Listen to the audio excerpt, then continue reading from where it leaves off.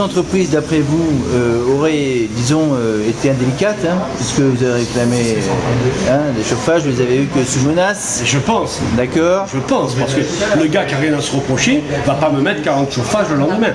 Un autre exemple, je reçois du TGI de... Mais c'est si facile que ça de tourner des fonds avec une association pour... Ça paraît apparemment. Ça paraît incroyable quand même. Parce qu'il y a une telle différence, 100 000 et je crois qu'il y a 160 000 euros de différence, c'est ça entre... Non, pour la nourriture, oui. Le domaine... Alors moi aujourd'hui, pour le même nombre de chiens qu'à l'époque, j'ai 10 000 euros de nourriture par an. Eux, ils en étaient à 100 000. Il y a 90 000 écarts d'écart, entre 76 et 80 000. Les croquettes étaient plus chères avant non. Non. Ceci dit... vous êtes aidé par des marques, ce monsieur d'ailleurs était inculpé aussi, il est mis en examen sur ce problème de oui.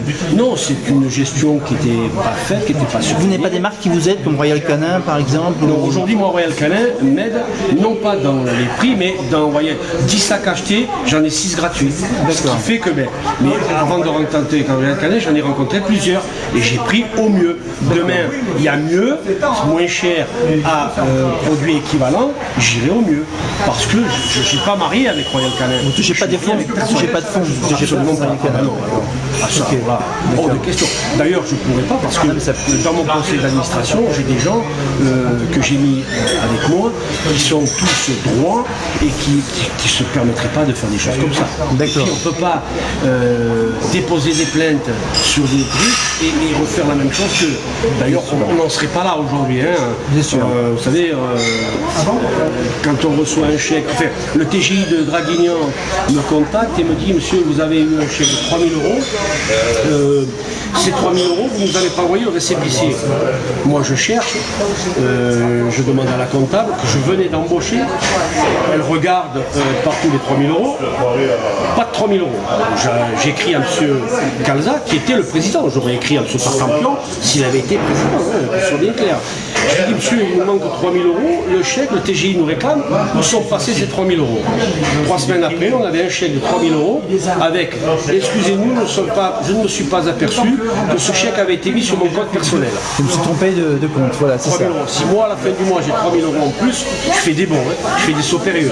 D'accord. J'ai du mal. Il y avait aussi un emploi fictif. Donc, alors, l'emploi fictif qui est dans cette mise en examen, c'est une personne hautement qualifiée avec aucun diplôme, qui a touché 3 000 euros par mois et que personne n'a jamais vu, ni au bureau, 3 000 euros, directrice de la SDA, sans aucune compétence, et que personne n'a jamais vu. Et fatalité, cette même personne était antérieurement, où M. Calza a été, d'ailleurs l'article du journal que je vous ai montré, où il avait été quand même embêté en disant que c'était pas vrai, cette personne était payée, elle n'était pas payée, elle était bénévole, et c'est moi qui l'a rémunérée.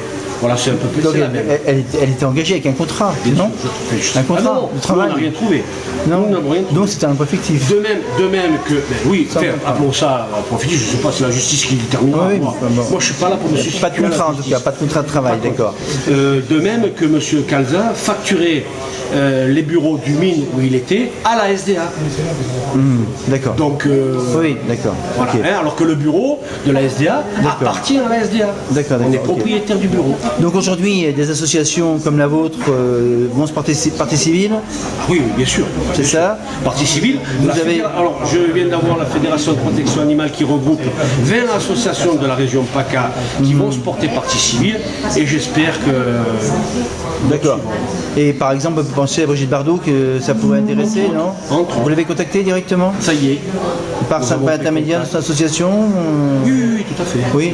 Et qu'est-ce qu'elle en pense? Elle vous a envoyé un courrier là-dessus? Elle étudie le dossier. Et elle vous a envoyé un dossier en disant que j'étudie le dossier, c'est ça? Oui, tout à fait. Voilà. Donc il se pourrait qu'elle s'en mêle mais oui.